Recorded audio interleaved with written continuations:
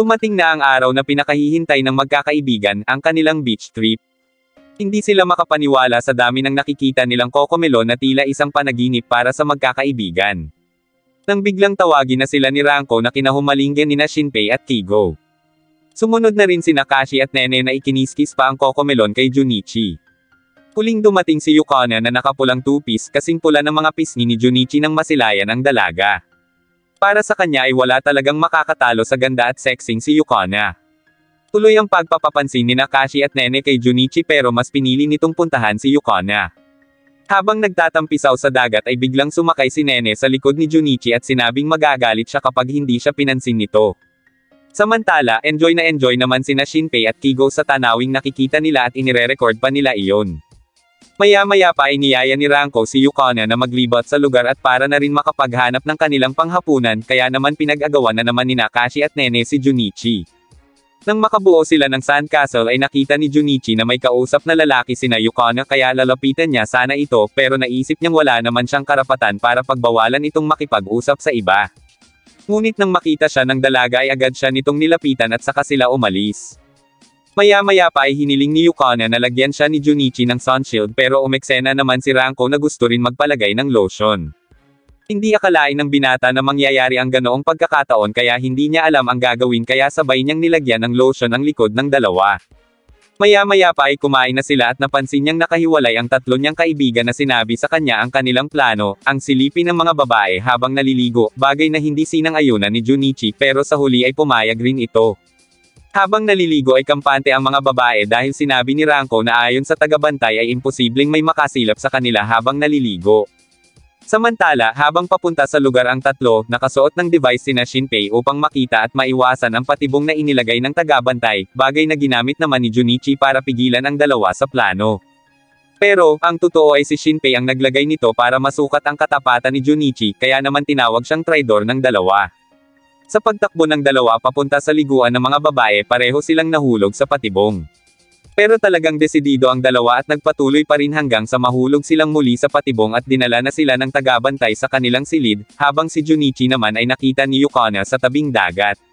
Doon ay nagkwentuhan ang dalawa at niyaya ni Junichi ang dalaga na lumabas ng sila lang dalawa sa isang amusement park.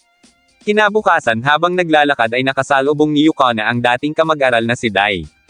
Nagkamustahan ang dalawa hanggang sa imbitahan ni Dai si Yukona para magkita-kita silang dating magkakaklase, kaya naman na out of place na si Junichi dahil inisip niyang binaliwala na siya ni Yukona. Pero nang tanungin ni Dai kung sino siya ay ipinakilala siya nito bilang kasintahan kaya naman ipinakilala ni Junichi ang sarili kay Dai. Nang balak sanang ikwento ni Dai ang tungkol sa buhay ni Yukona noon ay pinigilan ito ng dalaga at saka umalis pero nang makalayo ay tila may pagnanasa ito kay Yukona. Sa pag-iisip ni Junichi kung anong ugnayan ng dalawa ay naisip niyang baka magkasintahan ang dalawa noon kaya naman napasigaw ito habang sinasaktan ang sarili na pinagtaka naman ni Yukona. Doon inamin ni Junichi ang pagseselos kay Dai na aniya ay mas maporma at mas gwapo kesa sa kanya kaya hindi malabo na magustuhan iyon ni Yukona, dahilan para hindi siya kaagad na ipakilala ng dalaga. Napabitaw ito at nagalit dahil ganoon ang iniisip ni Junichi at saka umalis. Kinabukasan sa eskwelahan, habang nagkukwentuhan sina Shinpei nang nangyari sa kanilang beach trip ay nakaob-ob lang si Junichi na umiiyak. Kaya naman to the rescue ang mga kaibigan niya upang tulungan siya, nang biglang dumating sa silid si Yukona pero hindi alam ni Junichi kung ano ang kanyang gagawin. Inabangan niya ito sa may pinto, ngunit hindi siya pinansin ng dalaga kaya pinlano niyang pagkatapos ng klase ito kausapin. Lakas loob niyang nilapitan si Yukona pero hindi pa rin siya nito pinansin kaya sinundan niya ito upang yayaing sabay na umuwi, pero tumanggi si Yukona dahil makikipagkita raw ito sa mga dating kaklase at saka umalis. Habang nagkakaraoke ay niyakap ni Junichi ang screen at inisip na si Yukona ang nasa video kaya sinuntok siya ni Shinpei upang matauhan. Saka ipinaalala na bukas ay kailangan niyang magpakalalaki at humingi ng tawad sa dalaga. Pero dahil hindi niya alam ang nararamdaman ni Yukona ay hindi niya alam kung mapapatawad ba siya nito. Pero dahil sa pagpapalakas ng loob ng mga kaibigan ay muling nabuhayan ang pagkatao ni Junichi. Subalit nakita nila si Yukona na kausap si Dai kaya naman halos madurog si Junichi. Kinabukasan ay malungkot na naglalakad si Junichi nang biglang lapitan siya ni Yukona at sinabing na pag-isip-isip na niya siguro ang kasalanan niya. Napansin niyang masigla na muli si Yukona kaya tinanong niya ito kung saan ito nagpunta kahapon.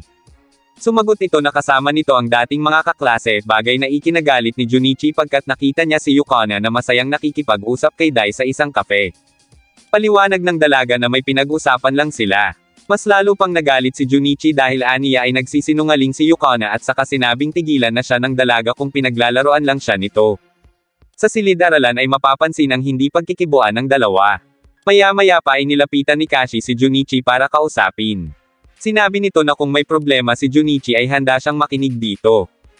Doon sinabi ni Junichi na hindi niya maintindihan kung bakit pa lumalapit si Yukona sa kanya gayong pakiramdam naman niya ay hindi siya talagang gusto ng dalaga.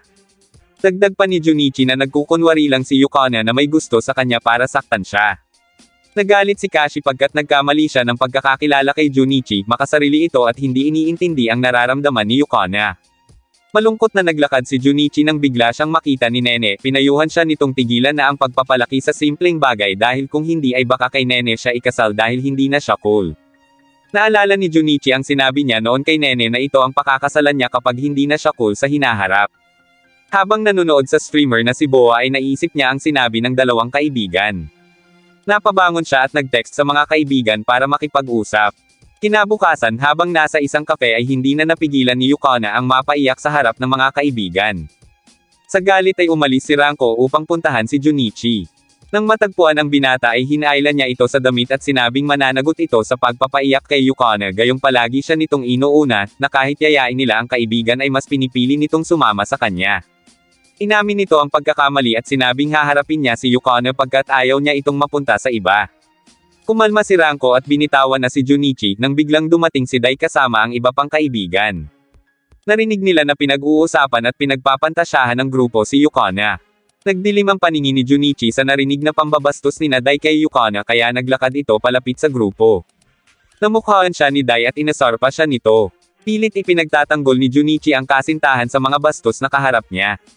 Pero pati siya ay binastos na rin ni Dai kaya hinailan niya ito sa damit at ipinagpatuloy sa labas ang kanilang pagtatalo hanggang sa nauwi ito sa pisikalan. Kinagat niya ito sa paa at hindi iyon binitawan hanggang sa mangako si Dai na hindi na ito lalapit kay Yukona. Pinagtulungan na rin siya ng mga kasama ni Dai pero talagang hindi niya inalis ang kagat niya hanggang sa kunwari itong nangako para lang masipa siya palayo. Nang akma niya itong susuguden ay sinipa siya nito muli. Maya-maya pa ay dumating si Ranko at hinarap ang isa sa kasama ni Dai kaya natakot nang lumaban ang iba. Gayunpaman, nilapitan siya ni Dai at binastos nang bigla naman dumating sina Shinpei at sinabing hindi nila mapapatawad ang tulad ni Dai na nananakit ng babae. Saka kinamusta si Junichi at sinabing puntahan na si Yukona at sila na ang bahala sa grupo ni Dai. Habang tumatakbo ay sinusubukang tawagan ni Junichi si Yukona pero ayaw iyon sagutin ng dalaga. Totoo ang nararamdaman ni Yukona para kay Junichi kaya naman ganoon na lang siya naapektuhan ng nangyayari. Patuloy ang pagpapayo ni Nene at Kashi kay Yukona kaya sa huli ay nakipagkita na ito kay Junichi. Samantala, dahil natalo ni Shinpei ang grupo ni Dai ay nangako itong lalayuan na sila pero nang may isang bata ang makiusyoso sa kanila ay tumakbo palayo si Dai at nasagi niya ang bata. Kaagad na tinulungan ni Minoru ang umiiyak na bata. Sumiklab ang galit ni Minoru sa lokong si Dai kaya sinugod niya ito pero pinigilan siya ni Shinpei. Si Ranko ang nagbigay ng leksyon kay Dai at sinipa ang balls nito. Habang matyagang naghihintay sa pagdating ni Yukona ay pinadalhan siya ni Shinpei ng litrato na natalo na nila si Dai. Patuloy na naghintay si Junichi hanggang sa maalala niya ang araw kung paano sila nagsimula ni Yukona. Nang biglang dumating ang dalaga, lumuhod siya muli sa harap nito at muling hiniling na maging sila muli. Inamin niya ang pagkakamali at ang intensyon niya nung una na makipag-date lang kay Yukona para mawala ang virginity niya pero sa pagkakataong ito ay mahal niya na ang dalaga dahil nakilala niya ito sa pagiging mabuting tao at kung paano ito maniwala sa kakayahan niya. Natuwa si Yukona sa sinabi niya kaya pinatayo na siya nito at muli siyang tinanggap bilang boyfriend at niyaya siya nito sa isang lugar.